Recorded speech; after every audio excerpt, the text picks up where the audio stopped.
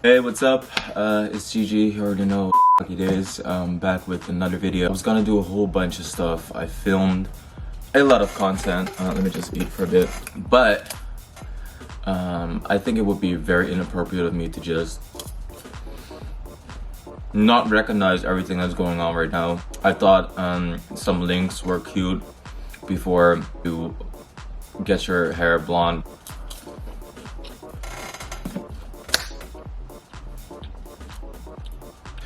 So I actually want to go in depth about some stuff that I experienced. Listen, I filmed a clothing haul, I filmed getting plastic surgery, filmed at that. I filmed the doctor, I filmed doing groceries, I filmed working out for the first time again during Corona, but everything just felt inappropriate. Like, I took a week off because I thought that was the good thing to do, and I noticed a lot of other content creators or a lot of creators did that as well. I think it's amazing because it gives Black creators the space to actually talk about their issues or just in general to get them more views, because I think it's important for those Black creators to get the platforms. I saw a lot of on Twitter, a lot of people were like, oh, these are lists with people you can follow. I saw it on Instagram as well. You're a Black content creator, you need to follow in Europe, in America. So I just want to talk about my experience as a mixed race person in the Netherlands. Listen, in the Netherlands, people do not give a shit I'm Black. But I've had a lot of conversations with people online. I recognize as well that me being a light-skinned person, I have different privileges because my proximity to whiteness. My experience is different from someone that is dark-skinned. My experience is different from someone that is Asian. My experience is different from being a woman. And my experience is even different than my brothers and my sister. Listen, I have a brother and a sister and they're white, okay? You wouldn't, if my brother goes out to a Future concert and he says, my nigga, people gonna look at him funny, okay? People are not gonna look at me funny. I grew up in a mixed race family. Obviously, my grandmother was Surinamese, a dark-skinned Surinamese woman, and my grandfather was Dutch. My mom was half Surinamese, half Dutch, and then my mom met my dad. My dad's Dutch, and I got my brother and my sister. They were like super light skin, right? They're white passing. I am not white passing, and my mother being a light skinned woman with blonde hair, with blonde straight hair, and just being like Beyonce before Beyonce was a thing, her experience is very different than mine. Nobody in my family could educate me on how to navigate the world as a mixed race Black person. I think it's a bit cringy to call myself like Black because I'm also partially white, and that's what I had a lot of conversations with people online that are like, yeah, but why don't you like appreciate your white side as much as you appreciate your Black side, etc. So that's why I'm calling myself a mixed race Black person. Listen, people in this country do not give a shit I'm Black, okay? They call me this, that, everything. They do not give a shit that I'm mixed race. Obviously, I have had certain advantages. I feel like just even experiencing like white people being comfortable with being racist around me because I'm a mixed race person. So nobody really could tell me how I needed to navigate the world. My grandmother always told me, listen, you're gonna need to work twice as hard as someone else just because of the way you look, and it will forever stick with me. My grandmother raising two mixed race children in an era where there was a lot of racism, and even dating a white person. Like, listen, my grandparents would go to Italy, and my grandfather would like end up throwing a watermelon at people at the market because they were screaming racial slurs at my grandmother. My mother tried to do the best that she can. My aunt, obviously. Growing up, I just realized that their experience as light-skinned women is very different than my experience. You get away with a lot of stuff if you're pretty, and like, listen, my mom was pretty, okay? The experience is just like totally different. So growing up for me, so my mom did her best, but my dad, obviously, like, my dad's white. Listen, you will have my back. You can say some ignorant stuff, most definitely. His heart is in a good place, but it's the same like as my grandfather. Like, the era that they grew up in there was just so much institutionalized racism which was normalized that in today's day and age and like the next generation to come, unacceptable.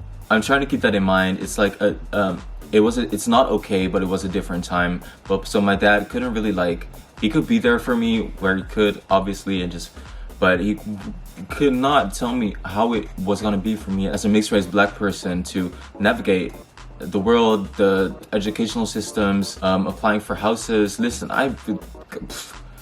been through some shit, bro. Like, when I noticed like society worked different for me was at a very young age already. So a lot of people think that you would like pull the race card or victimize myself.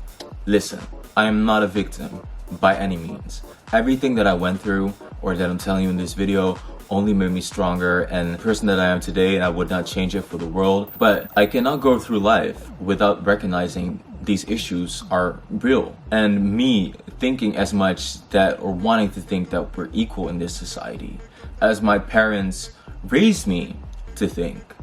I've noticed my experience is different than what I would like to see. It's not that I like to put myself in a certain position. No, I need to recognize that the society, like Western society, Europe, the Netherlands where I lived, is based on a racist foundation. If I like it, yes or no. Eurocentric beauty standards always been a thing. Like, it was a very big issue for me. There was a point in time I wanted to get my nose done. I wanted a little bit thinner to make it look like more like my mom's nose, because she has like a more narrow nose, like a more Caucasian nose.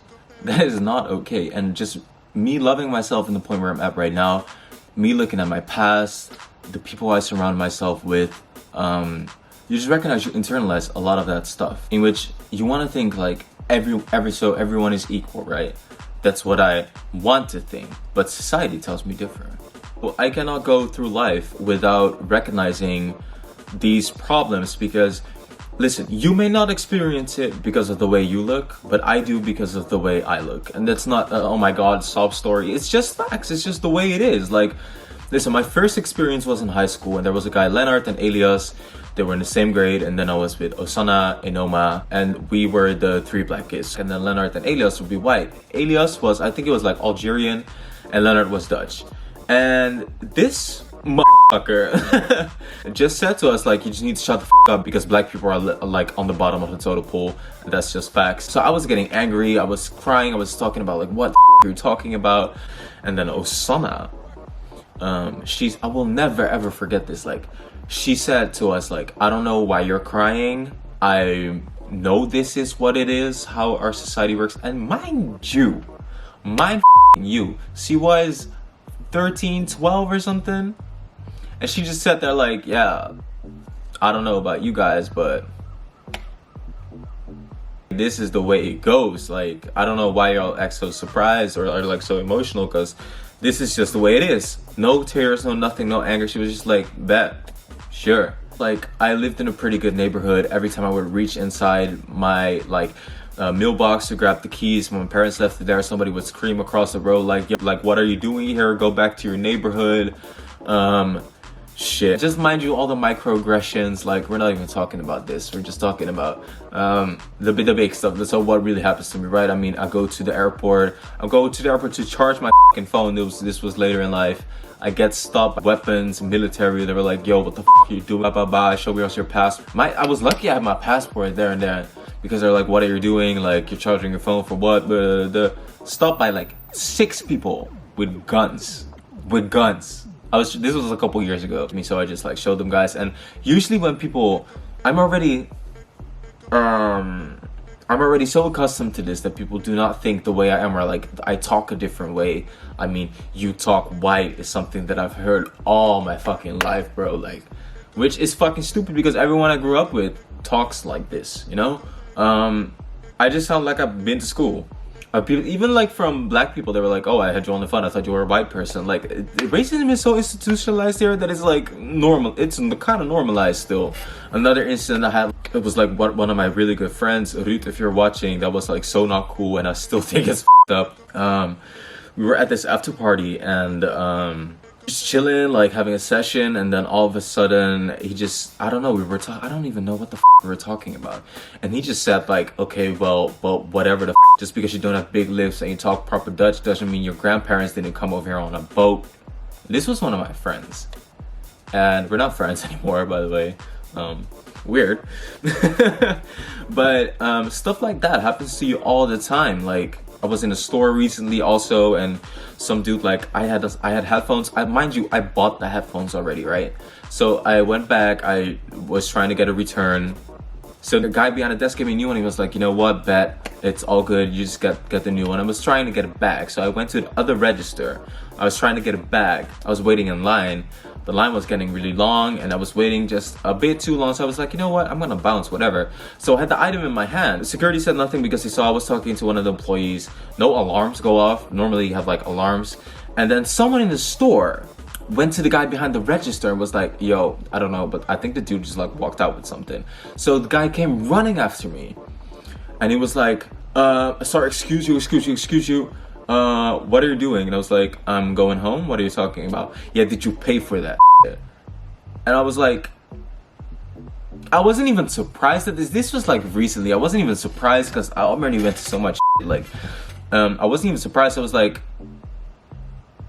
you're making assumptions. And then this was a white person, mind you.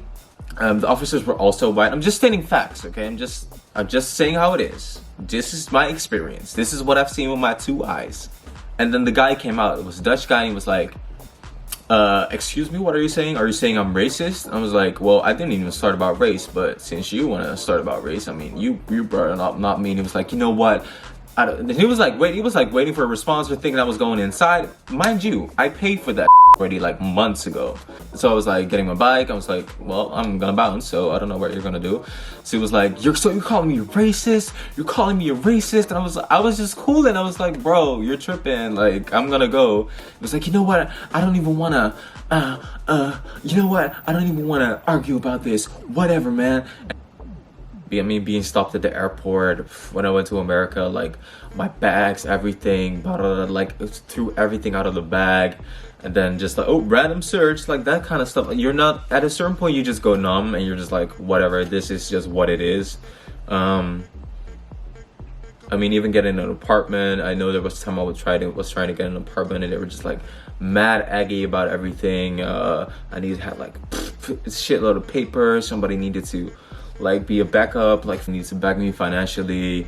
And mind you, one of my neighbors just moved with the company I was trying to get an apartment from, and he was just like, bro, it was so easy, like didn't even ask anything, I just signed it, that's it. I was like, what? And this is like, and it's not to like point a finger or like, oh my god, but my neighbor's a white dude. Like, you just see certain shit where you're like, at a certain point it's not a coincidence anymore, you know what I mean? This is just how society works. And a lot of white people think just because they don't endure it, even my own family, just because they don't see it or they do not experience like racism, because someone's not gonna tell you you look like a fucking jigaboo when you're white, because you know. So if it doesn't happen to you, like, you don't think it's happening. Like, I've been at tables with family and they were like, with the white side of my family, they were like, well, I don't even know why people why you would even think about that, you're not even a and I'm like, what? There are a few holidays, right? You have like Christmas, Easter, and then you have like racist Santa Claus, and that's like Santa Claus it's called, and it's like Santa Claus, but he has handlers in blackface, and growing up you don't really think much of it because it's kind of like accepted, and if you were talking about it, it would kind of seem like you're nagging, and a lot of people still think this way. Racism is instilled in you as a person of color in like your earliest memories. You grow up knowing. That's the best how I can explain it. So I struggled a lot with just like internalized stuff. I wasn't perfect at all. I've been very ignorant at sometimes because I just hated myself. Honestly, there was a time where I was like, why is everybody so fed up with this holiday when there's so much else happening in the world? Like, and a lot of people around me will treat it like a joke. Later on in life, you just realize like, oh wait, hold up, this is super up. He comes in on a boat with all white people in blackface, and there's like a white man with a beard and like the boss, and he's like, oh, you guys just go and hand out little presents, man. It's super up. All that stuff happens when you grow up, and you think all this stuff is normal when you get a kind of an inferiority complex where you're like not even realizing it. A lot of like politicians and people, and even family of mine, that think it should stay the way it is, or that it's not this a big kind of issue. But my breaking point was really last year when I kind of had like a mental breakdown and I kind of like shut down during the holidays because I've been very loud against Black Pete, and I've been in a national campaign to also show my face, to stand up against racism. And my breaking point was last year when there was a football player on, and mind you, people are saying it is not racist, right? These are the same people that are saying it's not racist. He goes to a chimney and then he's black, ta-da. He's black with red lips and gold hoops and an afro.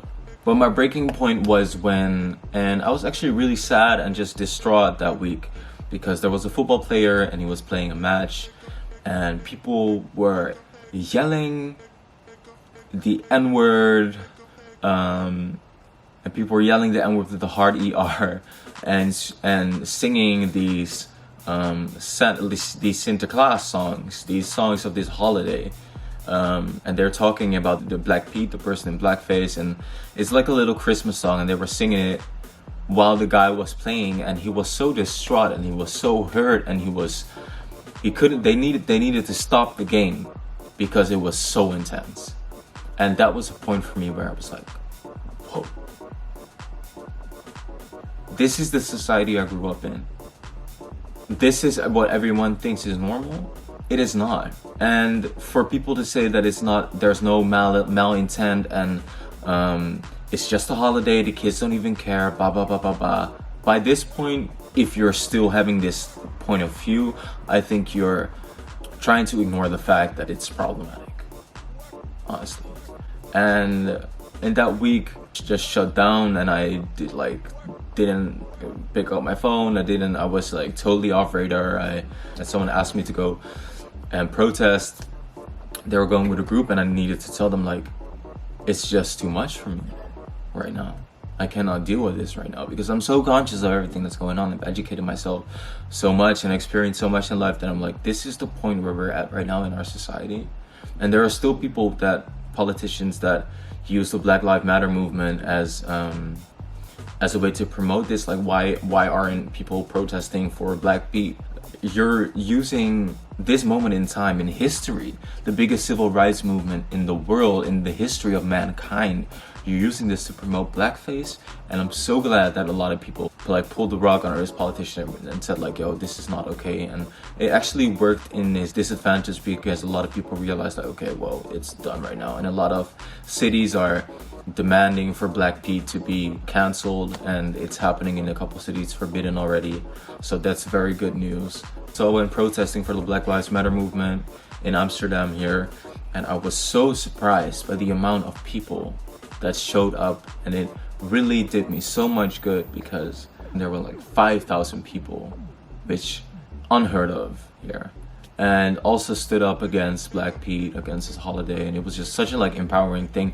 Obviously I was nervous of the big group during this pandemic, but just like I said with my grandfather dying, I would rather regret something I did do than I didn't do. And this was one of these moments in time where I was like, it doesn't matter what the fuck happens, you're gonna get a fucking piece of cardboard, you're gonna go out there and you're gonna let your voice be heard. And I was anxious because obviously my grandfather died of the virus, but I would rather die and stand for something than be silent at these times, because it is important.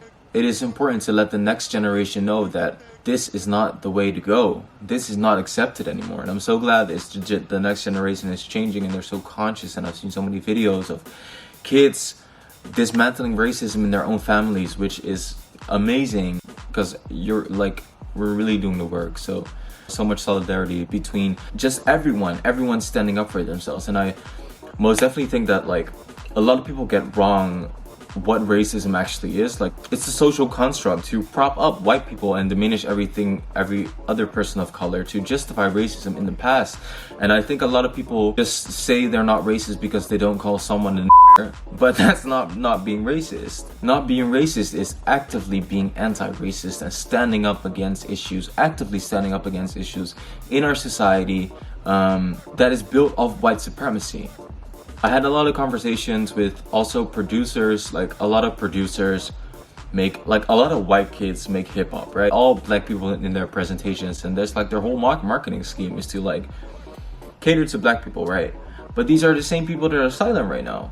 And you cannot benefit off of black culture and not stand up in these times. I feel like. No, it is. Especially as a white person, knowing society has this country has a colonial past, which nobody likes to talk about. Listen, our queen has slaves on her carriage still. Are you joking? It's not our task as people of color to dismantle a system that was not invented by us in the first place. And there was a lot of conversation about like people asking me like, oh, do you believe white privilege is real? And blah, blah, blah, blah, blah. And I just have one question, like, do you think racism is real? Do you know racism is here? And by saying yes, you automatically say that there is a form of white supremacy in our society, because that's what racism is. And people can discriminate, not a conversation about people as individuals, like everyone has a certain privilege and blah, blah, blah, blah, blah. Yes, very true. I have a light skin privilege. I have a pretty privilege. I'm a man. I most definitely am conscious of all those constructs. But that doesn't erase that there is just a problem with white supremacy. People of color can discriminate, most definitely, but people of color cannot be racist, because racism, you need to start at the core, like what racism is. And I'm gonna leave some videos down below so you guys can check it out and do your own research. But ask yourself this, like, who invented racism? What was it invented for? Where does racism start?